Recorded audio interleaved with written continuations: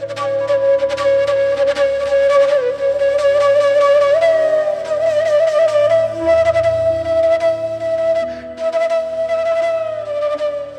ശാന്തി. ഒരു മനുഷ്യനെ സംബന്ധിച്ചിടത്തോളം തീരുമാനങ്ങൾ എടുക്കുക എന്നുള്ളത് ഏറ്റവും അനിവാര്യമായതും അത്യധികം പ്രാധാന്യമേറിയതുമായിരിക്കുന്ന ഒരു ശക്തിയാണെന്ന് പറയാം, ഒരു കലയാണെന്ന് പറയാം. എസ്പെഷ്യലി ഒരു ലീഡർക്ക് വേണ്ട ഏറ്റവും വലിയ ഇമ്പോർട്ടൻ്റ് ആയിരിക്കുന്ന കലയാണ് ഡിസിഷൻ മേക്കിംഗ്. ഞാൻ കേട്ടിട്ടുണ്ട്, വൈകിയെടുക്കുന്ന തീരുമാനങ്ങളെക്കാൾ തെറ്റായ തീരുമാനങ്ങൾ നല്ലതാണ് എന്ന്. രണ്ടാം ഭാഗത്തിനോട് എനിക്ക് യോജിപ്പില്ല. ആദ്യ ഭാഗം ഞാൻ പറയാം, വൈകിയെടുക്കുന്ന തീരുമാനങ്ങൾ ശരിയല്ല.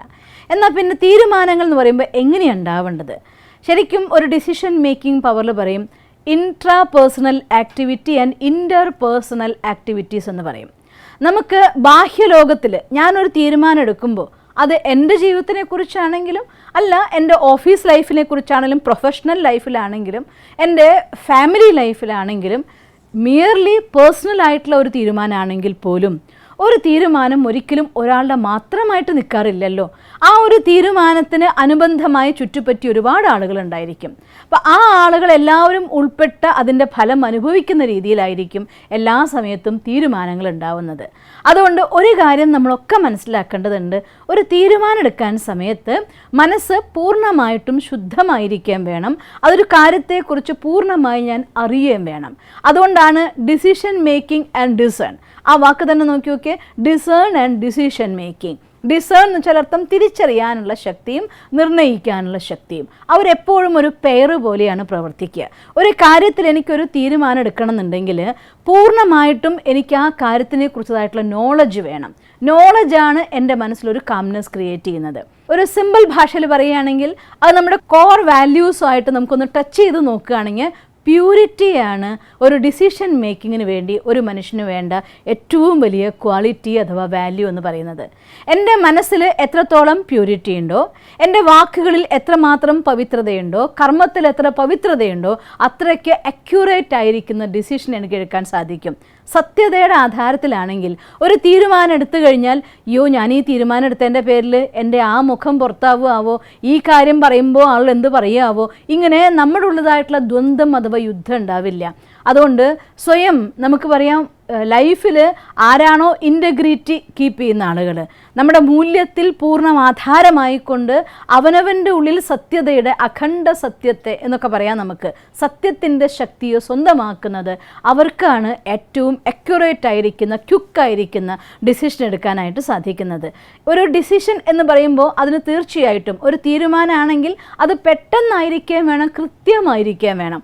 പെട്ടെന്ന് തീരുമാനമെടുക്കുന്നത് നല്ല കല തന്നെയാണ്, പക്ഷേ പെട്ടെന്നായിരിക്കണം. പക്ഷേ അതിൻ്റെ പരിണത ഫലം, ഒരു തീരുമാനം ഞാൻ എടുക്കും മുന്നേ അതിൻ്റെ പരിണത ഫലം എന്തെന്ന് എനിക്ക് അറിയാനും സാധിക്കണം. ഇനി ആ പരിണത ഫലം നേരിടേണ്ടി വരുന്ന സമയത്ത് അയ്യോ ഞാൻ അങ്ങനെ ഒരു തീരുമാനം എടുത്ത് വലിയ കഷ്ടമായി പോയി, അത് വലിയ പ്രയാസമായി പോയി എന്ന് എനിക്ക് തോന്നാനും പാടില്ല. മീൻസ് എൻ്റെ ഡിസിഷൻസിൻ്റെ പരിണത ഫലം എന്തെന്നും തിരിച്ചറിയാനും അതിനെ നേരിടാനുള്ളതായിരിക്കുന്ന ശക്തിയും എൻ്റെ ഉള്ളിലുണ്ടായിരിക്കണം. അതുകൊണ്ട് ഒരു തീരുമാനത്തിൻ്റെ പിന്നിൽ പല ശക്തികളുടെ അത്യാവശ്യമാണ്. മറ്റൊരു ഭാഷയിൽ പറഞ്ഞാൽ പലപ്പോഴും ഒരു തീരുമാനവുമായിട്ട് മുന്നോട്ട് പോകുമ്പോൾ ഒരുപാട് വിമർശനങ്ങൾ നമുക്ക് കേൾക്കേണ്ടതായിട്ട് വന്നേക്കാം. അത് സഹിക്കാനുള്ള ശക്തിയും നമുക്കുണ്ടായിരിക്കണം. പലപ്പോഴും നമുക്ക് പല കാര്യങ്ങളുടെയും ഉത്തരവാദിത്വം ഏറ്റെടുക്കാനായി പലരും തയ്യാറായിക്കൊള്ളുന്നില്ല. അപ്പോൾ ഒരു പക്ഷേ നമ്മളൊരു തീരുമാനമായിട്ട് മുന്നോട്ട് പോകുമ്പോൾ മറ്റുള്ളവർ നമ്മളെ സപ്പോർട്ട് ചെയ്യുന്നില്ല എങ്കിൽ ആ കാര്യത്തെ കൂടി നമ്മൾ പാർട്ടാക്കിക്കൊണ്ട് ചെയ്യാനുള്ളതായിരിക്കുന്ന ക്ഷമത, അതും അഭിമുഖീകരിക്കാനുള്ള ശക്തിയും നമുക്ക് അത്യാവശ്യമാണ്. മാത്രമല്ല ഒരു കാര്യത്തിൽ നമുക്ക് കോപ്പറേഷൻ എപ്പോഴാണ് കിട്ടുക? നമ്മുടെ പെരുമാറ്റത്തിലൂടെ അവർക്ക് നമ്മളോട് സ്നേഹവും സഹയോഗവും തോന്നണം. അപ്പോഴാണ് നമുക്ക് ആ ഒരു കോപ്പറേഷൻ്റെ ശക്തി കിട്ടുന്നത്, അതായത് മറ്റുള്ളവരുടെ സഹയോഗം നമുക്ക് കിട്ടുന്നത്. ഒരു ടാസ്ക് ഒരിക്കലും നമുക്ക് ഒറ്റയ്ക്ക് തീർക്കാനാവില്ല. ഒരു ജീവിതം ഒരിക്കലും നമുക്ക് ഒറ്റയ്ക്ക് ജീവിച്ച് തീർക്കാനാവില്ല. മനുഷ്യൻ സമൂഹ ജീവിയാണ്.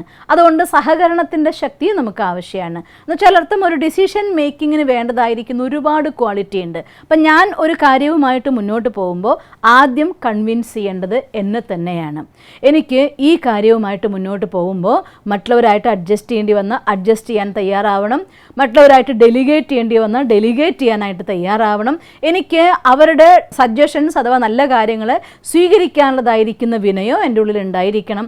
ഒപ്പം ആരെങ്കിലും എന്നെ വിമർശിക്കുകയാണെങ്കിൽ അതിനെ ഒരു വിമർശനം എന്ന് കാണാതെ ഒരു ഫീഡ്ബാക്ക് എന്നുള്ള രീതിയിൽ അതിനെ കണ്ടുകൊണ്ട് മുന്നോട്ട് പോകാനുള്ളതായിരിക്കുന്ന ശക്തി ഉണ്ടായിരിക്കണം. ഇതെല്ലാം നമുക്ക് വേണമെന്നുണ്ടെങ്കിൽ ഡിസിഷൻ മേക്കിന് കാംനെസ് എന്ന് പറയുന്നത് ഏറ്റവും വലിയ ഗുണമാണ്.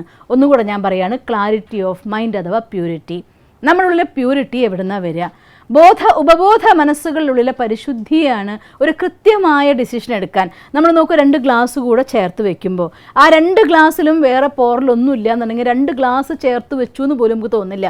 നോക്കുന്ന സമയത്ത് ലൈറ്റ് റേസ് ഈസി ആയിട്ട് അതിലൂടെ പാസ് ചെയ്യുന്ന നമുക്ക് കാണാം. അതുപോലെ തന്നെ നമ്മുടെ ബോധ മനസ്സും ഉപബോധ മനസ്സും രണ്ടിനെയും നമുക്ക് ശുദ്ധമാക്കാൻ കഴിയുമെങ്കിൽ അതിൽ ഒരു തീരുമാനം എടുക്കുന്നേക്കാൾ മുന്നേ നമ്മുടെ ഇൻറ്റ്യൂഷൻ അക്യൂറേറ്റ് ആയിട്ട് പ്രവർത്തിക്കാൻ തുടങ്ങും. ഇത് ഇങ്ങനെയാണ് സംഭവിച്ചാൽ ഇങ്ങനെ ഉണ്ടാവും, അതുകൊണ്ട് ഡു ഇറ്റ് എന്ന് നമ്മുടെ മനസ്സാക്ഷി അഥവാ നമ്മുടെ ഉപബോധ മനസ്സ് നമുക്ക് ഉത്തരം തരാനായിട്ട് തുടങ്ങും. അവിടെ ക്ലിയർ ആയിട്ടുള്ള ഡിസിഷൻ മനുഷ്യന് എടുക്കാനായിട്ട് സാധിക്കും. അതുകൊണ്ട് ഒരു ഡിസിഷൻ എന്ന് പറയുമ്പോൾ അത് ക്വിക്കായിരിക്കണം, പെട്ടെന്നായിരിക്കണം. പക്ഷേ പെട്ടെന്നാവണം എന്നുള്ളത് ശരിയാണ്, എന്ന് പിടിച്ച് തിരക്ക് പിടിക്കരുത് എന്നുള്ള കാര്യവും ശരിയാണ്. കാരണം പെട്ടെന്ന് എടുത്ത തീരുമാനം ആ പെട്ടെന്ന് വേണം എന്നുള്ള വിചാരത്തിൽ ധൃതി കൂട്ടിയിട്ട്, ഞാനൊരു മഹാഭാരതത്തിൽ യക്ഷനും യുധിഷ്ഠിരനും തമ്മിലുള്ളതായിട്ടുള്ള സംവാദം ഞാൻ പഠിച്ചതായിട്ട് ഓർക്കും. ഒരു വലിയ അവഗുണമായിട്ടാണ് പറയുന്നത്. മനുഷ്യനെ സംബന്ധിച്ചിടത്തോളം ഉള്ളതായിരിക്കുന്ന ഒരു വലിയ അവഗുണമായിട്ടാണ് ധൃതി എന്നത് കൊടുത്തിരിക്കുന്നത്. കാരണം ധൃതി എന്ന് വെച്ചാൽ എന്താർത്ഥം? തിരക്ക് പിടിക്കുക എന്നർത്ഥം. സ്വന്തം മനസ്സിൽ വരുന്നതായിട്ടുള്ള ശബ്ദം എന്താണ്, സങ്കല്പം എന്താണ്, ഇതിൻ്റെ പരിണത ഫലം എന്താണ്, ഇതൊന്നും മനസ്സിലാക്കാതെ കണ്ട് ഇമോഷണലി ചാർജ്ഡ് ആയിക്കൊണ്ട് ഒരു തീരുമാനം എടുക്കുക. മുന്നേ നമ്മളൊരു ക്ലാസ്സിൽ പറഞ്ഞിരുന്ന ഓർക്കുന്നില്ലേ, ഒരു തീരുമാനം ഇമോഷണലി ചാർജ്ഡ് ആയിട്ട് എടുക്കരുത്. ഒരൊറ്റ മനുഷ്യൻ്റെ തീരുമാനം, മഹാഭാരത കഥ ഉണ്ടാവുന്നത് തന്നെ ചിന്തിച്ചു നോക്കിയാൽ ഭീഷ്മ പിതാമഹൻ എന്നതായിരിക്കുന്ന മഹാൻ വ്യക്തിയുടെ ഇമോഷണലി ചാർജ്ഡ് ആയിരിക്കുന്ന ഒരു തീരുമാനം. എല്ലാ ക്വാളിറ്റി നിറഞ്ഞ ആളാണ്. ഒരാളോട് യുദ്ധം ചെയ്യാൻ അദ്ദേഹത്തെ തോൽപ്പിക്കാൻ ആരുമില്ലായിരുന്നു. ധർമ്മപക്ഷത്ത് നിൽക്കാൻ വേണ്ടി അത്രയധികം ധാർമ്മികതയെ സ്വന്തം മനസ്സിൽ കൊണ്ടുവന്ന മനുഷ്യൻ, ദേവിയുടെ മകനായിട്ട് ജനിച്ച മനുഷ്യൻ, ഏറ്റവും ശ്രേഷ്ഠനായിരിക്കുന്ന പരശുരാമൻ്റെ ശിഷ്യനായിരുന്ന മനുഷ്യൻ. ഇല്ലാത്ത ഗുണങ്ങളൊന്നുമില്ല, പക്ഷെ ഒരു ഗുണം പോലും തൻ്റെ ജീവിതം കൊണ്ട് ലോകത്തിന് ദാനം കൊടുക്കാൻ അദ്ദേഹത്തിന് സാധിച്ചില്ല. മഹാഭാരത കഥ നിങ്ങൾ വായിച്ചു നോക്കിയാൽ അറിയാം.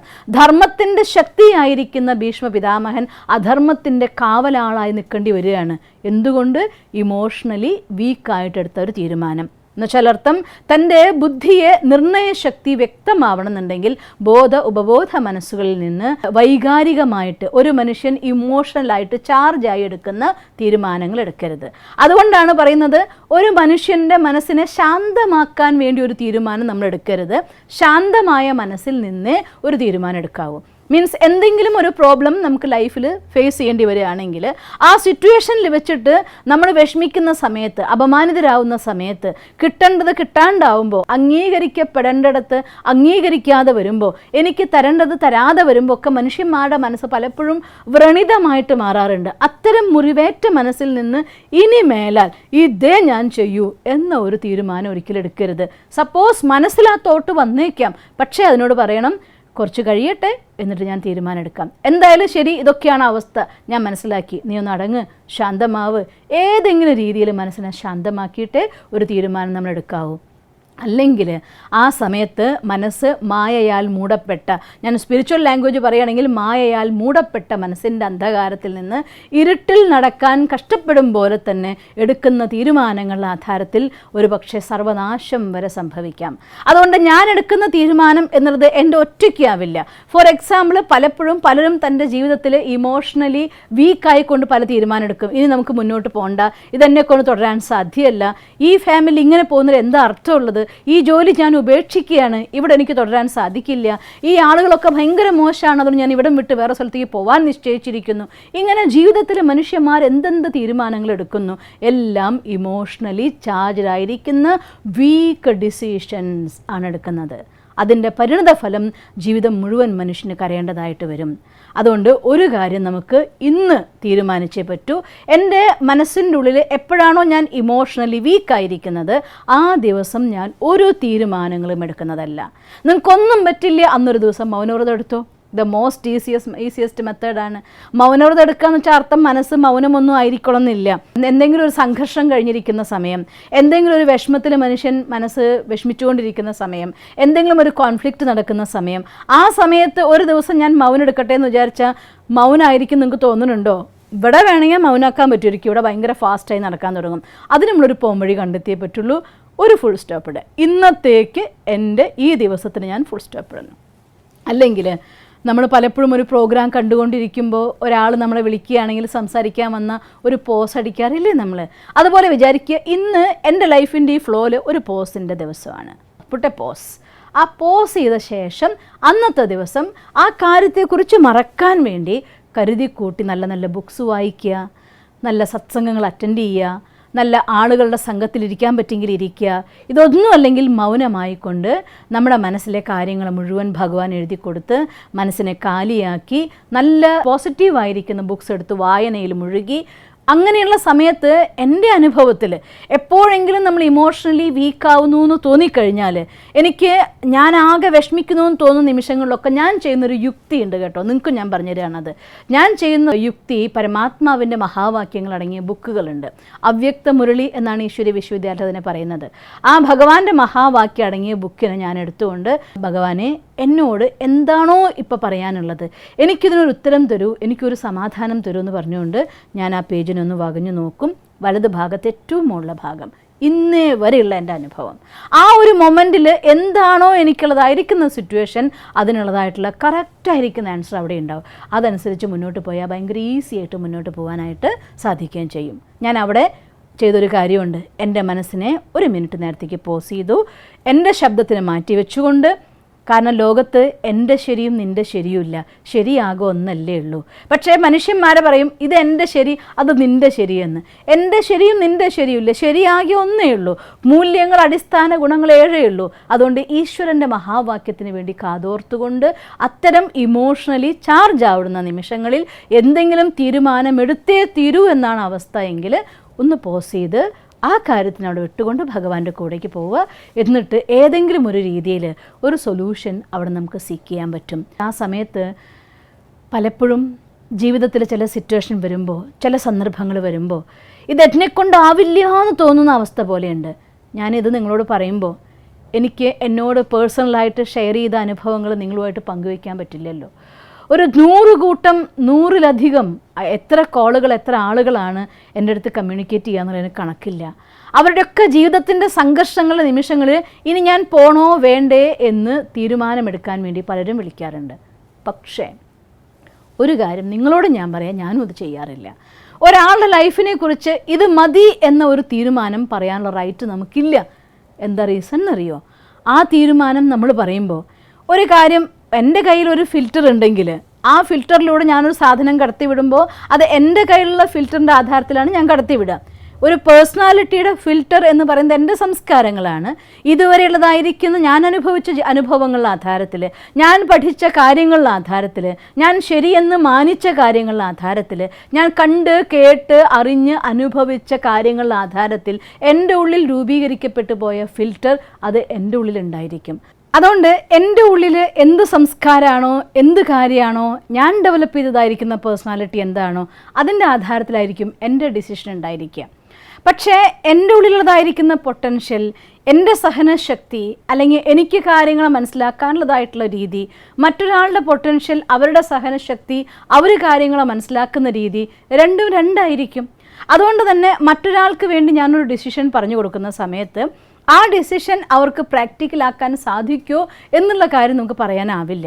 ഇനി നമ്മുടെ കണ്ണിൽ കണ്ട അവർക്ക് പറഞ്ഞു കൊടുത്തിട്ട് അവർക്കത് ഫെയിലിയർ ആയി എങ്കിൽ ഒന്ന് ആലോചിച്ച് നോക്കിയേ, മറ്റൊരാളുടെ ജീവിതം ഫെയിലിയർ ആക്കി കഴിഞ്ഞാൽ അതിൻ്റെ കാർമിക് അക്കൗണ്ട് സ്വാഭാവികമായിട്ട് നമുക്ക് വരും. അതുകൊണ്ട് സ്വന്തം ജീവിതത്തിൻ്റെ ഏതൊരു തീരുമാനമാണെങ്കിലും അതെടുക്കേണ്ടത് നമ്മൾ തന്നെയാണ്. അതുകൊണ്ട് അവനവൻ്റെ ജീവിതത്തിൻ്റെ ഉത്തരവാദിത്വം എടുക്കാനും എൻ്റെ ജീവിതത്തിൽ എന്ത് വേണം എന്ന് നിശ്ചയിക്കാനുള്ളതായിരിക്കുന്ന അധികാരം എല്ലാവർക്കും ഉണ്ട്. ഒപ്പം തന്നെ അതിൻ്റെ പരിണത ഫലത്തെ അനുഭവിക്കാനുള്ളതായിരിക്കുന്ന ആ ഒരു റെസ്പോൺസിബിലിറ്റിയും എല്ലാവർക്കും ഉണ്ട്. മനസ്സിലാക്കിയെടുത്തോളം മോഡേൺ വേൾഡിൽ മനുഷ്യന്മാർക്ക് റെസ്പോൺസിബിലിറ്റി എടുക്കാനുള്ളതായിരിക്കുന്ന ധൈര്യമില്ല. കാരണം ഒരാൾ റെസ്പോൺസിബിലിറ്റി എടുക്കുന്നുവെങ്കിൽ സ്വാഭാവികമായിട്ട് അതിൻ്റെ ഫീഡ്ബാക്ക് ഫേസ് ചെയ്യാൻ വേണ്ടി തയ്യാറായേ പറ്റൂ. അപ്പോൾ അതിനുള്ള ശക്തി ഇല്ലാത്തത് കൊണ്ട് ആരെക്കൊണ്ടെങ്കിലും തൻ്റെ ജീവിതത്തിൻ്റെ ആ ഒരു ഡിസിഷൻ അങ്ങ് എടുപ്പിക്കുക, തീരുമാനം എടുപ്പിക്കുക. എന്നിട്ട് അപ്പോൾ സ്വാഭാവികമായിട്ടും അത് തോറ്റുപോയാൽ നിങ്ങൾ പറഞ്ഞെന്ന കാര്യം എനിക്ക് നടന്നില്ല എന്ന് പറയാലോ. അത് എല്ലാവരെക്കുറിച്ചും നമുക്ക് കാണാം. തീരുമാനം എടുക്കേണ്ട സമയം വരുമ്പോൾ, കൺഫ്യൂഷൻ വരുമ്പോൾ എന്നോട് പറയുമോ, എനിക്കൊന്ന് സഹായിക്കുമോ, പറഞ്ഞു തരുമോ, നിങ്ങളൊന്ന് പറയുമോ എന്നോട്, എനിക്ക് ആവുന്നില്ല എന്നൊക്കെ പറയാൻ എളുപ്പമാണ്. പക്ഷേ മറ്റൊരാൾ പറഞ്ഞതായിട്ടുള്ള തീരുമാനം എൻ്റെ ലൈഫിൽ ഇംപ്ലിമെൻ്റ് ചെയ്യുക എന്ന് പറയുന്ന കാര്യം ഇത് ലൈഫാണ്. അതുകൊണ്ട് എപ്പോഴും തീരുമാനങ്ങൾ നമ്മുടേതായിരിക്കണം. നമ്മുടെ തീരുമാനം എടുക്കുന്ന സമയത്ത് കുറച്ച് കാര്യങ്ങൾ നമുക്ക് ശ്രദ്ധിക്കാനുമുണ്ട്. ഒന്നാമത്തെ കാര്യം, തീരുമാനം എടുക്കാൻ വേണ്ടി ചിന്തിച്ച് വൈകി ആ കാര്യം കടന്നു പോയ ശേഷം ഒരു തീരുമാനം വരരുത്. നമ്മൾ നേരത്തെ പറഞ്ഞ കാര്യം, ഡിസിഷൻ മേക്കിങ്ങിൽ ഒന്നാമത് നമ്മൾ അറിഞ്ഞിരിക്കേണ്ട കാര്യമാണ് ഡിസിഷൻസ് മസ്റ്റ് ബി ക്വിക്ക് എന്നാണ്.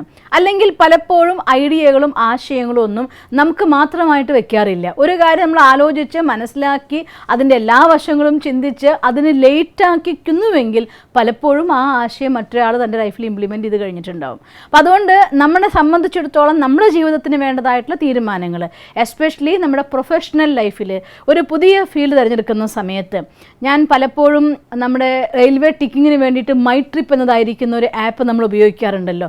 ആ ആപ്പിൻ്റെ ക്രിയേഷനെ കുറിച്ച് ചിന്തിച്ചു കഴിഞ്ഞാൽ അദ്ദേഹം വർഷങ്ങൾക്ക് മുന്നേ കണ്ടെത്തിയ ഒരു കാര്യമാണ്, ഈ 60% ആളുകളും സെക്കൻഡ് ക്ലാസ്സിൽ പോകുന്നവരാണ്. അപ്പോൾ 60% ആളുകൾ സെക്കൻഡ് ക്ലാസ്സിൽ പോകുന്നുവെങ്കിൽ അവർക്കൊക്കെ തന്നെ ഉൾക്കൊള്ളാവുന്ന രീതിയിൽ ഒരു ബുക്കിംഗ് പ്ലാറ്റ്ഫോം ക്രിയേറ്റ് ചെയ്താൽ അതിലൂടെ വളരെ ഈസി ആയിട്ട് ആളുകൾക്ക് സർവീസ് ഓഫർ ചെയ്യാനും ഒരു കമ്പനി ഡെവലപ്പ് ചെയ്യാനും സാധിക്കും. അതിൻ്റെ റിസൾട്ടാണ് മൈ ട്രിപ്പ്.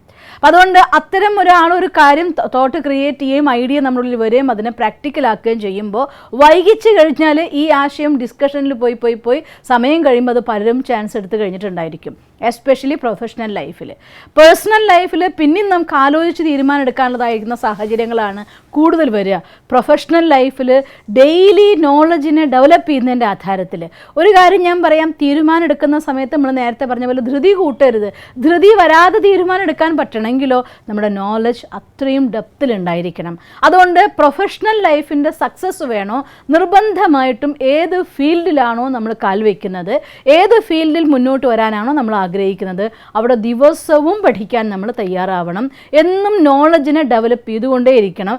ഏത് സമയത്ത് ഞാൻ എപ്പോഴും പറയും, ഈശ്വരൻ എന്ന ആശാരിയുടെ ടൂൾ സഞ്ചിയിലെ ഓരോരോ ഇൻസ്ട്രുമെൻസ് ആണ് ഓരോ മനുഷ്യന്മാരും. അതുകൊണ്ട് ആ ആശാരി ഉളിയെടുത്ത് മുറിക്കാൻ നോക്കുന്ന സമയത്ത് ഉളി മൂർച്ചയില്ല എന്നുണ്ടെങ്കിൽ മറ്റേതെങ്കിലും ആയുധം കൊണ്ടൊരു പക്ഷേ ആ കാര്യം നടത്തിയേക്കും. വാളെടുത്ത് മുറിക്കാൻ നോക്കുന്ന സമയത്ത് അത് മൂർച്ചയില്ലാന്നുണ്ടെങ്കിൽ വേറെ ഏതെങ്കിലും കാര്യം കൊണ്ട് തൻ്റെ കാര്യം നടത്തിയിട്ടുണ്ടായിരിക്കും. ഈ നമ്മുടെ ജീവിതത്തിലെ ചാൻസസ് ഈശ്വരൻ നമുക്ക് തരുന്നതായിരിക്കുന്ന ഓരോ ഗിഫ്റ്റുകളാണ്. നിങ്ങളാകുന്ന ഇൻസ്ട്രുമെൻറ്റിനെ യൂസ് ചെയ്യാനുള്ളതായിട്ടുള്ള ടെക്നിക്കാണ്. ആ സമയത്ത് നിങ്ങൾ വാളിന് മൂർച്ച വെപ്പിച്ചിട്ടില്ല എങ്കിൽ ഈശ്വരൻ്റെ പണിപ്പുരയിൽ ഇഷ്ടം പോലെ ഇൻസ്ട്രുമെൻറ്റ്സ് ആണ്. ആ ഐഡിയ അല്ലെങ്കിൽ ആ ഒരു സ്പെഷ്യാലിറ്റി, ആ ഒരു ചാൻസ് മറ്റാരിലേക്കെങ്കിലും ഒഴുകിപ്പോവും. ആരിലൂടെയെങ്കിലും ഈ നാടകത്തിൽ, വിശ്വനാടകത്തിൻ്റെ രംഗങ്ങളെല്ലാം കൃത്യമായിട്ട് മുന്നോട്ട് നടക്കും. അതിൽ നമുക്കുള്ള ഇടം കണ്ടെത്തേണ്ടത് നമ്മളാണ്. അതുകൊണ്ട് നമ്മുടെ ഓരോ ഞാനാകുന്ന ഇൻസ്ട്രുമെൻ്റ് ഏത് രീതിയിൽ വേണമെങ്കിലും ഉപയോഗിക്കത്തക്ക രീതിയിലുള്ള മൾട്ടി ടാസ്ക് ആയിട്ട് ഡെവലപ്പ് ചെയ്യേണ്ടത് നമ്മുടെ ഓരോരുത്തരുടെയും ഉത്തരവാദിത്വമാണ്. അതുകൊണ്ട് ഏത് ചാൻസ് കിട്ടിയാലും അതിലൂടെ നമുക്ക് നമ്മൾ ഗ്രോ ചെയ്യിക്കാൻ ഈ ലോകത്ത് സാധിക്കും. വിചാരിക്കുന്നവർക്ക് എനിക്ക് ഗ്രോ ചെയ്യണം, എനിക്ക് ഹൈറ്റ്സിലെത്തണം, എനിക്ക് എൻ്റെതായിട്ടുള്ള ഒരിടം ഈ ഭൂമിയിൽ ഉണ്ടാക്കണം എന്നാഗ്രഹിക്കുന്നവർക്ക് നിരവധി ചാൻസുകളാണ്. അതേസമയം എല്ലാ ഫീൽഡിലും ഒരുപാട് ആളുകളാണല്ലോ. ഞാൻ എന്ത് ചെയ്യും എന്ന് ചിന്തിക്കുന്നവരെ സംബന്ധിച്ചിടത്തോളം അവർ മൂർച്ച വെപ്പിക്കാൻ തയ്യാറല്ല എന്നർത്ഥം. അതുകൊണ്ട് ഡിസിഷൻസ് ക്വിക്കായിരിക്കണം. അതിന് വേണ്ടതായിട്ടുള്ള നോളജ് അക്വയർ ചെയ്യാൻ വേണ്ടി ഡെയിലി സ്റ്റഡി ആൻഡ് റീഡിങ്. ഞാൻ അഗെയിൻ ആൻഡ് അഗെയിൻ പറയുകയാണ്, ഡെയിലി സ്റ്റഡി ആൻഡ് റീഡിങ്. അത് വീഡിയോയിലൂടെ നിങ്ങൾക്ക് പഠിക്കാം, ബുക്സിലൂടെ നമുക്ക് വായിക്കാം, നല്ല നല്ല ക്ലാസ്സുകളും ട്രെയിനിങ് പ്രോഗ്രാംസും അറ്റൻഡ് ചെയ്തുകൊണ്ട് നിങ്ങൾക്ക് ചെയ്യാം. ഏതെങ്കിലും വിധത്തിൽ എപ്പോഴും നമ്മൾ മൂർച്ച വെപ്പിക്കാൻ തയ്യാറാവണം. എന്നാൽ ഏത് ഭാഗത്ത് എങ്ങനെയുള്ളതായിരിക്കുന്ന ചാൻസ് കിട്ടുമോ അതിലൊക്കെ തന്നെ ക്വിക്കായിട്ട് ഡിസിഷൻ എടുക്കാനും അതിൽ മുന്നോട്ട് പോകാനും നമ്മുടെ ലൈഫിനെ ചെയ്യാനും നമുക്ക് സാധിക്കും. അതുകൊണ്ട് നോളജ് വളരെ ഇമ്പോർട്ടൻ്റ് ആണ്. അത് എല്ലാ തലങ്ങളിലെ നോളജ് ഇൻ ദ സെൻസ് നിങ്ങളുടെ അടുത്ത് വെറും ഇൻഫോർമേഷൻ കളക്ഷനെ കുറിച്ച് മാത്രമല്ല പറയുന്നത്. Knowledge about the self, knowledge about the values, knowledge about the talent, knowledge about the world, നമുക്ക് പിന്നെ നോളജ് അബൌട്ട് ദ ഫീൽഡ്, എല്ലാത്തിനെ കുറിച്ചുള്ള ജ്ഞാനം. ഞാൻ എന്ന ഒരു പേഴ്സൺ എവിടെയൊക്കെ ടച്ച് ചെയ്യുന്നുണ്ടോ, എൻ്റെ ജീവിതത്തിൻ്റെ മേഖല എവിടെയെല്ലാം സ്പർശിക്കുന്നുണ്ടോ അവിടെയെല്ലാം ഉള്ളതായിരിക്കുന്ന ഹോൾ നോളജ്. അത് തന്നെയാണ് ഒരു മനുഷ്യൻ്റെ ശക്തി. അതുകൊണ്ടാണ് പറയുന്നതും knowledge is light, knowledge is might എന്ന് പറഞ്ഞതിൻ്റെ കാരണം. ജ്ഞാനത്തിൻ്റെ ശക്തിയിലൂടെ വേണം ജീവിതത്തിലെ തീരുമാനങ്ങൾ എടുക്കാൻ. തീരുമാനങ്ങളാണ് നമ്മുടെ ജീവിതത്തെ മാറ്റിമറിക്കുന്നതായിട്ടുള്ള ഘടകങ്ങളാവുന്നത്. അതുകൊണ്ട് നോളജ് ഒരു തീരുമാനമെടുക്കും മുന്ന് ജ്ഞാനം എന്നതായിരിക്കുന്ന ഒരു കടകോല് കൊണ്ട് കടഞ്ഞെടുത്ത വെണ്ണയായിരിക്കണം നമ്മുടെ ഡിസിഷൻ. അതിനെല്ലാ സമയത്തും കടഞ്ഞെടുത്തതായിരിക്കുന്ന നോളജിൻ്റെ വെണ്ണ നമ്മുടെ കയ്യിലുണ്ടെങ്കിൽ തീർച്ചയായിരിക്കും ക്വിക്ക് ആൻഡ് അക്യൂറേറ്റ് ഡിസിഷൻ എടുക്കാൻ നിങ്ങൾക്ക് സാധിക്കുന്നതേ ഉള്ളൂ. രണ്ടാമത്തെ കാര്യം നമ്മൾ ശ്രദ്ധിക്കേണ്ടത്, ഒരു തീരുമാനം എടുക്കാൻ എല്ലാവർക്കും സാധിക്കും. അതേസമയം എടുത്ത തീരുമാനത്തെ ഇംപ്ലിമെൻ്റ് ചെയ്യാൻ, അതിനെ പ്രാക്ടിക്കലായിട്ട് കൊണ്ടുവരണം എന്നുണ്ടെങ്കിൽ അതിൻ്റെ ഉള്ളിലൊന്ന് കൺസിസ്റ്റൻ്റ് ആയിക്കൊണ്ട് തൻ്റെ തീരുമാനത്തിൽ ഉറച്ചു നിന്ന് തുടർച്ചയായിട്ടുള്ള പരിശ്രമം, അത് മാത്രമാണ് മനുഷ്യനെ വിജയത്തിലെത്തിക്കുന്നതായിട്ടുള്ള ഫാക്ടർ. ഒരു പക്ഷേ ആദ്യത്തെ കാൽവെപ്പുകളിലൊക്കെ തോറ്റേക്കാം. ആദ്യം തന്നെ കാൽ വെച്ചപ്പോൾ ജയിച്ചവരെല്ലാവരും അല്ല. മജോറിറ്റി 99.9% ആളുകളും അവനവൻ്റെ ആദ്യത്തെ കാൽവെപ്പിൽ ഒരു പക്ഷെ തോറ്റിട്ടുണ്ടായിരിക്കാം, അല്ലെങ്കിൽ വേണ്ടത്ര രീതിയിലുള്ളതായിട്ടുള്ള റിസൾട്ട് നമുക്ക് പ്രൊഡ്യൂസ് ചെയ്യാൻ സാധിച്ചിട്ടുണ്ടായിരിക്കില്ല. അങ്ങനെ ഒരു സമയം വരുമ്പോൾ എഗെയിൻ എന്താണോ റിവൈസ് ചെയ്യേണ്ടത്, എന്ത് ചേഞ്ചസ് ആണോ കൊണ്ടുവരേണ്ടത്, എന്ത് ഇന്നോവേഷനാണോ നമ്മൾ കൊണ്ടുവരേണ്ടത്, അതിനെ കൊണ്ടുവന്നുകൊണ്ട് മുന്നോട്ട് കൊണ്ടുപോകാനുള്ളതായിട്ടുള്ള റെസ്പോൺസിബിലിറ്റി അത് നമുക്കുള്ളതാണ്. അതിന് നമ്മൾ തീർച്ചയായിട്ടും റെഡിയാവുകയും വേണം. അതുകൊണ്ട് ഒന്നാമത്തെ കാര്യം, നമ്മൾ എടുക്കാവുന്ന സമയത്ത് ക്വിക്ക് ഡിസിഷൻ എടുക്കണം. രണ്ടാമത്തെ കാര്യം, ആ എടുത്ത ഡിസിഷനിൽ കമ്മിറ്റഡ് ആയിരിക്കുകയും വേണം. പലപ്പോഴും എന്തെങ്കിലും ഒരു പ്രൊജക്റ്റുമായിട്ട് നമ്മൾ മുന്നോട്ട് പോകുമ്പോൾ, നമ്മളൊരു ഡിസിഷൻ എടുത്ത് മുന്നോട്ട് പോകുന്നുണ്ടെങ്കിൽ, ഒരു ടീം നമ്മുടെ കൂടെ ഉണ്ട് എങ്കിൽ, സപ്പോസ് ആ കാര്യത്തിനൊരു ഫെയിലിയർ വന്നാൽ, ഈ കാര്യം ഫെയിലിയർ ആയിപ്പോയി, ഇനി എന്നെക്കൊണ്ട് നടക്കില്ല, നിങ്ങളൊക്കെ നിങ്ങളുടെ കാര്യം നോക്കിക്കോളി എന്ന് ഒരാൾ പറയുമെങ്കിൽ, നാളെ ഒരിക്കലും ഒരു തീരുമാനം അഥവാ ഒരു പ്രൊജക്റ്റ് അഥവാ ഒരു പുതിയ സംരംഭത്തിന് വേണ്ടി ആരും നമ്മുടെ കൂടെ നിൽക്കാനായിട്ടുള്ള വിശ്വാസം കാണിക്കില്ല. അതുകൊണ്ട് പല ആളുകളെയും ഞാൻ ഓർക്കും, നടാർ എന്നതായിരിക്കുന്ന തമിഴ്നാട്ടിലെ ഗ്രാമത്തിലുള്ളതായിട്ടുള്ള അദ്ദേഹം തൻ്റെ ലൈഫിൽ ഒരു പുതിയ കമ്പനി സ്റ്റാർട്ട് ചെയ്തു. അത് നടന്നില്ല എന്ന് കണ്ടപ്പോൾ അത് വീണ്ടും മാറ്റി സ്റ്റാർട്ട് ചെയ്തു. HCL ഇന്ന് നമ്മൾ അറിയപ്പെടുന്നതായിരിക്കുന്ന ഒരു കമ്പനി, അത് ഇന്ന് $13 ബില്യൺ വരുമാനമുള്ളതായിരിക്കുന്ന ഒരു കമ്പനിയായി. പക്ഷേ അതിൻ്റെ പിന്നിൽ ഒരു പ്രാവശ്യം ഒരു പുതിയ പ്രൊജക്റ്റ് എടുത്തു, ഒരു ടീം അദ്ദേഹം ഉണ്ടായിരുന്നു, കോപ്പറേറ്റ് ചെയ്യാൻ ആളുകൾ വന്നു, ഫെയിലിയറായി. അതിനെ ഫെയിലിയർ എന്ന് തിരിച്ചറിയുന്ന സമയത്ത് പുതിയൊരു പ്രൊജക്റ്റുമായി തൻ്റെ കൂടെയുള്ള ആളുകളെ മുന്നോട്ട് കൊണ്ടുപോകാനുള്ള അദ്ദേഹത്തിൻ്റെ കമ്മിറ്റ്മെൻറ്റ്, അതാണ് ഇന്ന് ഇത്രയും വലിയതായിരിക്കുന്ന ഒരു കമ്പനി ഫോം ചെയ്തതിൻ്റെ പിന്നെ രഹസ്യം. ഞാൻ നിങ്ങൾക്ക് ഒരു ഉദാഹരണം പറഞ്ഞെന്ന് മാത്രമേ ഉള്ളൂ. ഇതുപോലെ നിരവധി ഉദാഹരണങ്ങൾ നമുക്ക് കാണാം. ഒരു പ്രൊജക്റ്റ് എടുക്കുന്നു, അത് സക്സസ് ആവില്ല എന്ന് കണ്ടു കഴിയുമ്പോൾ ഇനി എനിക്കാവില്ല എന്ന് പറഞ്ഞിരിക്കുന്നതിലല്ല ശക്തി. അത് കഴിഞ്ഞ ശേഷം നമ്മളൊരു കാര്യവുമായിട്ട് മുന്നോട്ട് പോകുന്നെങ്കിൽ, ഒരു സംരംഭം എന്നതേ ഉള്ളൂ, അതിൻ്റെ സ്റ്റെപ്പ് ഒരു പ്രൊജക്റ്റ് അല്ലെങ്കിൽ വേറൊരു പ്രൊജക്റ്റ്, അങ്ങനെ നമ്മുടെ കൂടെയുള്ള ടീമിനെ കുറിച്ച് അവെയർ ആയിക്കൊണ്ട് നമുക്ക് അവർക്ക് വേണ്ടി മുന്നോട്ട് കൊടുത്തുകൊണ്ട് പോകാനുള്ളതായിരിക്കുന്ന കമ്മിറ്റ്മെൻറ്റ്.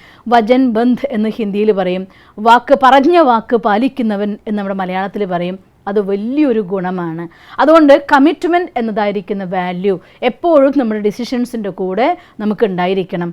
ഒരു തീരുമാനം എടുത്തു കഴിഞ്ഞാൽ, ഞാൻ ടാറ്റ കമ്പനിയുടെ ഓണറെ കുറിച്ച് ഞാൻ എപ്പോഴും പലയിടത്തും വായിച്ചു കേട്ടിട്ടുണ്ട്.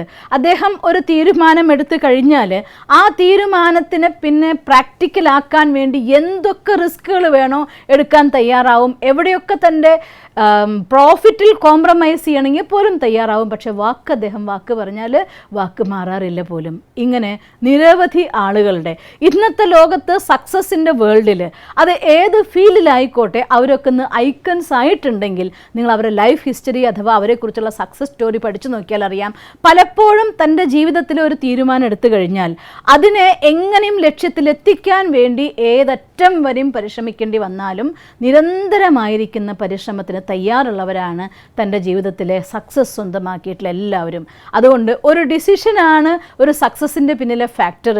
പക്ഷെ ആ ഡിസിഷൻ ഒന്നാമത്തെ സ്റ്റെപ്പാണെങ്കിൽ അതിനെ ലക്ഷ്യം എന്നതായിരിക്കുന്ന ടോപ്പ് ലെവലിൽ കൊണ്ട് എത്തിക്കണമെങ്കിൽ കയറാനുള്ളതായിരിക്കുന്ന സ്റ്റെപ്പുകളാണ് അതിലെ കൺസിസ്റ്റൻസി എന്ന് പറയുന്നത്.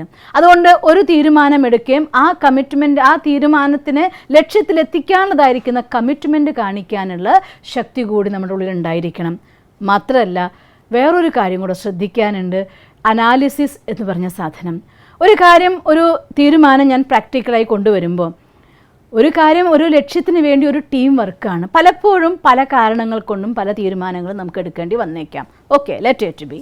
പക്ഷേ ആ എടുത്ത തീരുമാനത്തിൽ എന്തെങ്കിലും ചേഞ്ചസ്, അതായത് ഒരു ഇന്നോവേഷൻ കൊണ്ടുവരേണ്ടി വരുമ്പോൾ അന്ന് ഞാൻ പറഞ്ഞ തീരുമാനമാണ്, അതുകൊണ്ട് ഞാൻ മാറ്റില്ല എന്നല്ല. തീരുമാനം മാറ്റാന്ന് വെച്ചാൽ അർത്ഥം ടോട്ടൽ ചേഞ്ച് എല്ലാവരുടെ ലൈഫിനെ ബാധിക്കുന്ന രീതിയിൽ നമുക്ക് ചെയ്യരുത്. പക്ഷേ അറ്റ് ദ സെയിം ടൈം അതിൽ എന്ത് പുതുമ, ന്യൂനെസ് കൊണ്ടുവരേണ്ടതുണ്ടോ അത് നമ്മൾ കൊണ്ടുവന്നില്ല എങ്കിൽ ആ ഒരു തീരുമാനം നമ്മളെ ഒരുപക്ഷെ ഫെയിലിയറിലേക്ക്, ഒരു ടീമിൻ്റെ ഫെയിലിയറിലേക്ക് കൊണ്ടെത്തിക്കും. അതുകൊണ്ട് മുന്നോട്ടുള്ള യാത്രയിൽ എടുത്ത ഓരോ തീരുമാനങ്ങളെയും ഇടയ്ക്കിടയ്ക്ക് അതിനെ വിശകലനം ചെയ്ത് നോക്കാനും, ടൈം ബീയിങ് പലപ്പോഴും പല കാര്യങ്ങളും, ഒരു ഉദാഹരണം പറഞ്ഞ ഒരു കാലഘട്ടത്തിൽ കാസറ്റ്സ് ആയിരുന്നു എന്നുവെച്ചാൽ ആ ഒരു റീല് കറങ്ങിക്കൊണ്ടിരിക്കുന്ന കാസറ്റിൻ്റെ കാലഘട്ടമാണ്. അന്നൊരു ഷോപ്പ് തുടങ്ങിയ ആൾ ആ ഷോപ്പിൽ തന്നെ എനിക്ക് മെയിൻറ്റെയിൻ ചെയ്താൽ മതി എന്ന് വിചാരിച്ചു കഴിഞ്ഞാൽ അയാൾ ക്ലോസ് ചെയ്തേ പറ്റൂ. അയാൾ ക്ലോസ് ചെയ്തില്ലെങ്കിൽ ആളുകൾ അയാളെ ക്ലോസ് ചെയ്യും, വേറെ ആയിരിക്കും പോകും. അതല്ലേ സത്യം. അപ്പം അതുകൊണ്ട് നമുക്ക് തീർച്ചയായിട്ടും കൊണ്ടുവരേണ്ട മാറ്റം കൊണ്ടുവരാൻ നമ്മൾ തയ്യാറാവണം. അത് എൻ്റെ ഫീൽഡ് സെലക്ട് ചെയ്യുന്നത് എന്താണ്, ഒന്ന് സട്ടിൽ നോക്കിയേ. എനിക്ക് പാട്ടുകളെ ഇഷ്ടമാണ്, പാട്ടുകൾ റെക്കോർഡ് ചെയ്യാനും മറ്റുള്ളവർക്ക് കൊടുക്കാനും സെലക്ട് ചെയ്യാനും എൻ്റെ കലയുണ്ട്. ആ കലയിലാണ് ബേസ് ചെയ്യേണ്ടത്. അല്ലാതെ ഞാൻ കാസറ്റാണ്, ഒരു കാലഘട്ടം കഴിഞ്ഞു സി ഡി വന്നു, സി ഡിയിൽ തന്നെ ഞാൻ വെക്കുള്ളൂ, അങ്ങനെയില്ല. എല്ലാത്തിലും എന്തൊക്കെ മാറ്റം കൊണ്ടുവരണോ ആ മാറ്റം കൊണ്ടുവന്നില്ലെങ്കിൽ മറ്റൊന്നും സംഭവിക്കില്ല. ആളുകൾ നമ്മളെ മാറ്റി വേറെ ആളുടെ അടുത്തേക്ക് പോകുന്നതായിരിക്കും, നമ്മുടെ ഫെയിലിയർ ആയിരിക്കും. ഞാൻ ഒരു സിമ്പിൾ ഉദാഹരണം പറഞ്ഞേ ഉള്ളൂ. ഇതുപോലെ ജീവിതത്തിൽ ഏത് തലത്തിലാണെങ്കിലും എവിടെയൊക്കെ മാറ്റങ്ങൾ കൊണ്ടുവരണോ അവിടെയൊക്കെ മാറ്റങ്ങൾ കൊണ്ടുവരാൻ നമ്മൾ തയ്യാറാവണം. ഞാൻ മുന്നത്തെ കഥയും ഓർത്തു പോവും. ഗാന്ധിജിയും നെഹ്റുവും തമ്മിലുള്ളതായിട്ടുള്ള ഒരു തീരുമാനത്തെക്കുറിച്ച് ഞാൻ വായിച്ചത് ഓർത്തു പോവും. ഗാന്ധിജിയുടെ അടുത്ത് പറയും, നിങ്ങളാണ് പറയുന്നത് റിലീജിയൻ വേറെയാണ്, നമ്മുടെ സമരം വേറെയാണെന്ന്, എന്നിട്ട് രണ്ടും എന്തിനാ കൂട്ടിക്കലർത്തുന്നത് എന്ന് നെഹ്റു പലപ്പോഴും ഗാന്ധിജിയോട് ചോദിക്കുകയായിരുന്നു. ഗാന്ധിജി അദ്ദേഹത്തിൻ്റെ അടുത്ത് പറയുമായിരുന്നു, ഏത് കാര്യങ്ങൾ നമുക്ക് ഇംപ്ലിമെൻ്റ് ചെയ്യേണ്ടതുണ്ടോ അത് ഇംപ്ലിമെൻ്റ് ചെയ്യുന്നത് തെറ്റെന്ന് വിചാരിക്കുന്നെങ്കിൽ, ഞാനൊരു തീരുമാനം എടുത്ത കാര്യത്തിൽ മാറ്റങ്ങൾ വരുത്തേണ്ട സമയത്ത് മാറ്റങ്ങൾ വരുത്താതിരിക്കുന്നുവെങ്കിൽ ആ തീരുമാനം കൊണ്ട് ഒരു ഫലവും ഇല്ലാതായി പോവും. അതുകൊണ്ട് മാറ്റങ്ങൾ എന്തു കൊണ്ടുവരണോ അത് കൊണ്ടുവരണം. പക്ഷേ അതിൻ്റെ ബേസിക് ആയിരിക്കുന്ന ഐഡിയ മറ്റുള്ളവരുടെ ജീവിതത്തെ കൂട്ടിയിണക്കി കൊണ്ടുപോകുന്ന ഒരു തീരുമാനം ഉണ്ടായിരിക്കും. അതിൽ നമ്മൾ എപ്പോഴും ചേഞ്ചായി കളിക്കരുത്. കാരണം അത് അനേകരുടെ ജീവിതവുമായി ബന്ധപ്പെട്ടതാണ്. അതുതന്നെയാണ് അടുത്ത ഇമ്പോർട്ടൻ്റ് ആയിട്ടുള്ള ഫാക്ടറും, തോട്ട്ഫുൾ ആയിരിക്കണം എന്നത്. ഒരു ലീഡർ ആയിക്കൊണ്ട് ഒരു ടീമിനെ മുന്നോട്ട് കൊണ്ടുപോകുന്ന സമയത്ത് ആ ടീം എൻ്റെ ഫാമിലി ആവാം, അഥവാ എൻ്റെ പ്രൊഫഷണൽ ലൈഫ് ആവാം, ഓഫീസ് ആവാം, അല്ലെങ്കിൽ എൻ്റെ ബിസിനസ് പ്ലേസ് ആവാം, അല്ലെങ്കിൽ എൻ്റെ പുതിയ ഇൻഡസ്ട്രി ആയിരിക്കാം, what ever it may be. ഒരു പുതിയ തീരുമാനമായിട്ട് മുന്നോട്ട് പോകുമ്പോൾ അതിലൊരു കൂട്ടം ആളുകൾ ഉണ്ടായിരിക്കും. നമ്മൾ ഒരിക്കലും കമ്പ്യൂട്ടറിൻ്റെ കൂടെ മാത്രമോ അല്ലെങ്കിൽ ഇൻസ്ട്രുമെൻസിൻ്റെ, മെഷീനറീസിൻ്റെ കൂടെ മാത്രമോ പ്രവർത്തിക്കാൻ ഒരു മനുഷ്യന് സാധ്യമല്ല. ഒരു മെഷീനറിയുടെ അടുത്ത് എനിക്ക് വാങ്ങിച്ച ശേഷം നിന്നെ വേണ്ട എന്ന് പറഞ്ഞ് റീസെയിൽ ചെയ്യാൻ എളുപ്പമാണ്. പക്ഷെ ഒരു മനുഷ്യൻ നമ്മുടെ കൂടെ ചേർക്കുമ്പോൾ അവരുടെ ഇമോഷൻസ്, അവരുടെ ഫീലിങ്സ്, അവരുടെ ഒരു പേഴ്സണാലിറ്റി അതിനെ കൂടെ ഉൾക്കൊണ്ടുകൊണ്ടായിരിക്കണം നമ്മുടെ എന്ത് തീരുമാനങ്ങളും. അതുകൊണ്ട് ആ രീതിയിൽ എന്നെക്കുറിച്ച് മാത്രമല്ല എൻ്റെ ടീമിനെക്കുറിച്ചും, ഞാൻ എവിടെ ജീവിക്കുന്നുണ്ടോ അവരെക്കുറിച്ചും നമ്മൾ അവെയർ ആയിരിക്കണം. എൻ്റെ തീരുമാനങ്ങൾ എൻ്റേത് മാത്രമായിട്ട് ഒരിക്കലും നിൽക്കില്ല, അത് പലരെയും ബാധിക്കുന്നതാണ്. കാരണം നമ്മളെല്ലാവരും ജീവിക്കുന്നത് ഒരു സമൂഹത്തിലാണ്, ഒരു ടീമിലാണ്. അതുകൊണ്ട് തീരുമാനം എടുക്കുന്ന സമയത്ത് എപ്പോഴും ഒരു തീരുമാനം ഉണ്ടാകുമ്പോൾ അതിൻ്റെ കോൺസിക്വൻസസ് എന്തൊക്കെ ഉണ്ടാവാൻ സാധ്യതയുണ്ട് അതിനെക്കുറിച്ചുകൂടെ പഠിച്ചുകൊണ്ട്, അത് എവിടെയൊക്കെ പോയി ഹിറ്റ് ചെയ്യാൻ സാധ്യതയുണ്ടെന്നുള്ളത് പഠിച്ചുകൊണ്ട് വേണം ഒരു തീരുമാനം എടുക്കാൻ. അതുകൊണ്ടാണ് പറയുന്നത്, മനസ്സിനെ ശാന്തമാക്കാൻ വേണ്ടി ഒരു തീരുമാനം എടുക്കരുത്, ശാന്തമായ മനസ്സിൽ നിന്നേ ഒരു തീരുമാനം എടുക്കാവൂ. ക്വിക്കായ ഡെസിഷൻ ആയിരിക്കണം, പക്ഷെ ബേസ്ഡ് ഓൺ നോളജ് ആയിരിക്കണം. തീർച്ചയായിട്ടും എടുത്തതായിരിക്കുന്ന നമ്മുടെ തീരുമാനത്തോട് കമ്മിറ്റ്മെൻറ്റ് നമുക്കുണ്ടായിരിക്കണം, പക്ഷേ അനാലിസിസ് നിർബന്ധമായിട്ടും ചെയ്തിരിക്കണം. ഒരു ടീമിനെ നമ്മുടെ കൂടെ ചേർക്കുമ്പോൾ അവരെക്കുറിച്ച്, അവരുടെ ഫീലിങ്സിനെ കുറിച്ചൊക്കെ തോട്ട്ഫുൾ ആയിരിക്കാൻ വേണം. എന്നാൽ തീരുമാനങ്ങൾ അക്യുറേറ്റ് ആക്കാനും നമുക്ക് സാധിക്കും. അതുകൊണ്ട് ഇന്ന് നമ്മുടെ ഓരോ ഡിസിഷനും അക്യുറേറ്റ് ആക്കാനുള്ളതായിരിക്കുന്ന ഒരു സ്പെഷ്യൽ മെഡിറ്റേഷൻ നമുക്കൊന്ന് പ്രാക്ടീസ് ചെയ്യാം. അത് ചെയ്തിട്ട് ഇതൊക്കെ ഞാൻ നിങ്ങൾക്ക് ഓരോന്നിൻ്റെ കൂടി ഓരോ മെഡിറ്റേഷൻ തരുന്നതിൻ്റെ ഉദ്ദേശം, നമ്മുടെ ലൈഫിൽ ഏത് ഫീൽഡിൽ നിങ്ങൾക്ക് വേണ്ടി വന്നാലും നമ്മൾ നേരത്തെ പറഞ്ഞ പോലെ ഈശ്വരൻ്റെ പണിപ്പുരയിൽ ഏത് ആയുധം എപ്പോഴെടുത്ത് ഉപയോഗിക്കുമ്പോഴും അതെല്ലാം മൂർച്ചയുള്ളതാവണം.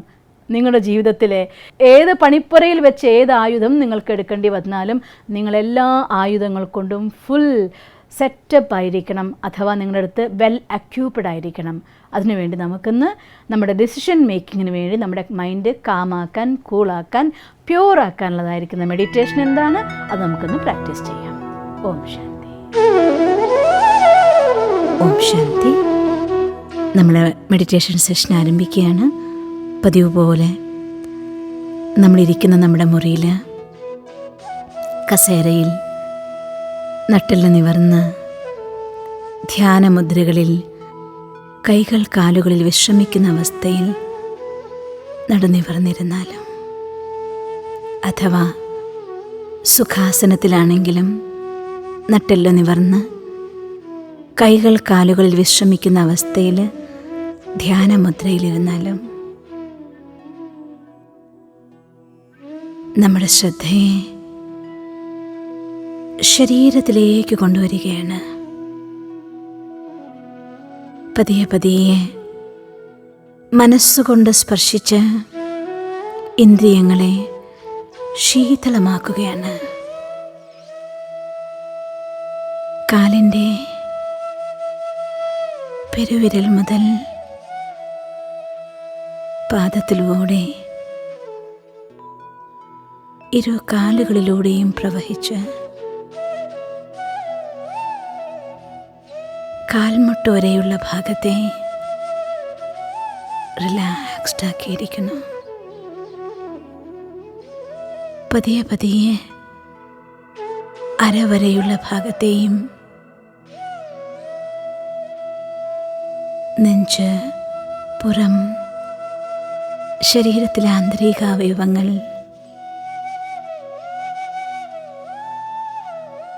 കഴുത്ത്, ഷോൾഡർ,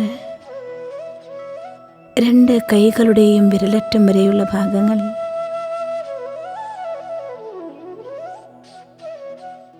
തലയിലേക്ക്,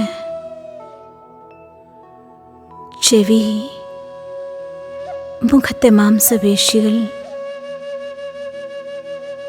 കണ്ണ്, മൂക്ക്. ഇപ്പോഴെൻ്റെ ശരീരം തികച്ചും വിശ്രാമാവസ്ഥയിലാണ്. റിലാക്സ്ഡ്.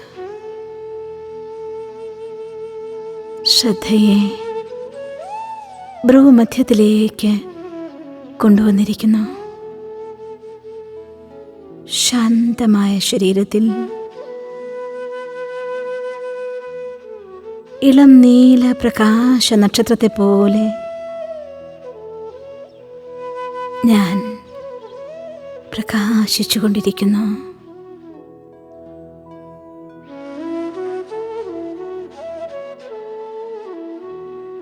എൻ്റെ ശ്വാസഗതി പോലും വളരെ പതുക്കെ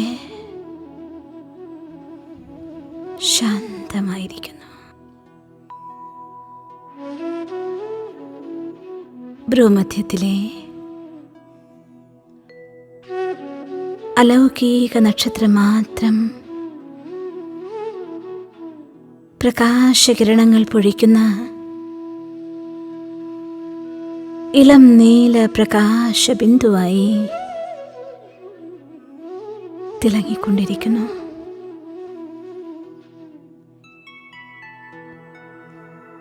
ശാന്തി സാഗരനായ പരംപിതാ പരമാത്മാവിനെ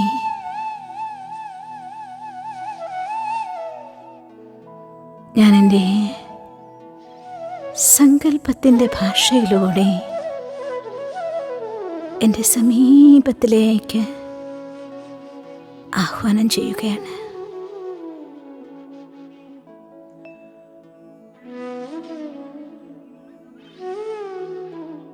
ശാന്ത ശാന്തസാഗരനായ പരം ജ്യോതിയായ ഭഗവാൻ മറ്റൊരു ദിവ്യ നക്ഷത്രം പോലെ എൻ്റെ തലയ്ക്കു മുകളിൽ പ്രത്യക്ഷനായിരിക്കുന്നു.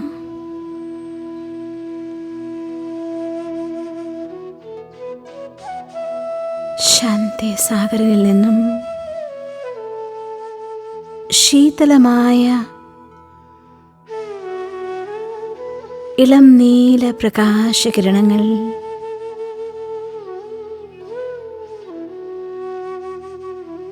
എൻ്റെ സഹസ്രാര പത്മത്തിലൂടെ പ്രവേശിച്ച്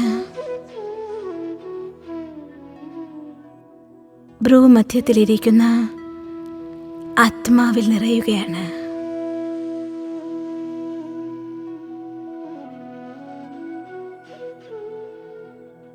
ശീതളമായ സുഖകരമായ മധുരമായ അനുഭൂതിയെ ഞാൻ അനുഭവം ചെയ്യുന്നു.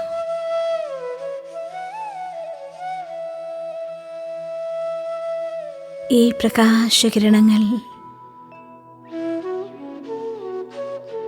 നക്ഷത്രമായി എന്നിൽ നിറഞ്ഞ് എൻ്റെ ശരീരമാകെ വ്യാപിക്കുകയാണ്.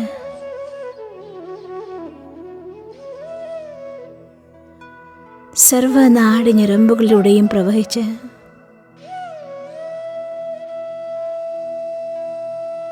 ശരീരത്തിലെ ഓരോ കണത്തെയും പ്രകാശപൂരിതമാക്കിയിരിക്കുന്നു. ഇളം നീല പ്രകാശനിർമ്മിതമായ ശരീരമായി എൻ്റെ ശരീരം മാറിയിരിക്കുന്നു.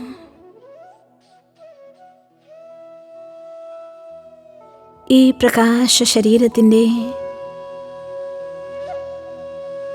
പ്രകാശ സ്രോതസ് എന്ന പോലെ ഞാൻ ആത്മാ ഭ്രൂമധ്യത്തിൽ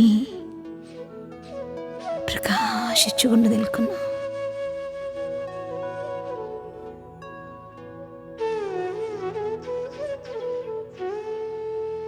എൻ്റെ മനസ്സിപ്പോൾ തികച്ചും ശാന്തമായിരിക്കുന്നു. അലകളില്ലാത്ത കടൽ പോലെ ശീതളവും ശാന്തവുമായിരിക്കുന്നു.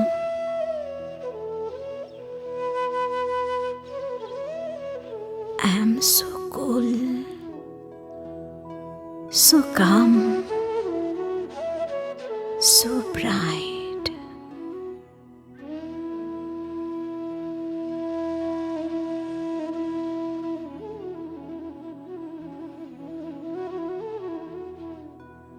ഇളം നീല പ്രകാശകിരണങ്ങൾ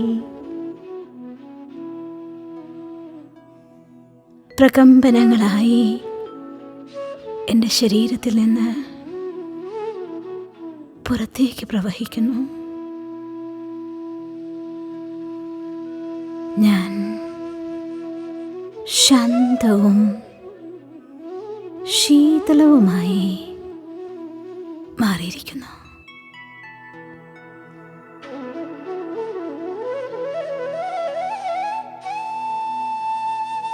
ഈ അവസ്ഥയിൽ, ശാന്തമായ സ്ഥിതിയിൽ നിങ്ങളുടെ ഡ്രീം എന്താണോ അതിനെ മറ്റൊരാളോട് പറയും പോലെ തന്നെ ഉപബോധ മനസ്സിനോട് സംസാരിക്കേണ്ടതാണ്. നിങ്ങളതാണ് എന്ന് അകക്കണ്ണിലൂടെ കാണേണ്ടതാണ്. ഈ അവസ്ഥയിൽ നമ്മുടെ ഉപബോധ മനസ്സ് പൂർണ്ണ ജാഗ്രതമാണ്. അതേ വൈബ്രേഷൻ സ്വീകരിച്ച് നിങ്ങളുടെ സ്വപ്നത്തെ യാഥാർത്ഥ്യമാക്കാനുള്ള ഊർജത്തെ പുറപ്പെടുവിച്ച് നിങ്ങളുടെ ഡ്രീമിനെ നിങ്ങളിലേക്ക് അട്രാക്റ്റ് ചെയ്യുക തന്നെ ചെയ്യും. അതുകൊണ്ട് ഇത്രയും ശാന്തമായ അവസ്ഥയിൽ അതിമധുരമായ സുഖകരമായ ആന്തരിക അനുഭൂതിയിൽ ലയിച്ച് ഉപബോധ മനസ്സിനോട് സംസാരിച്ചാലോ?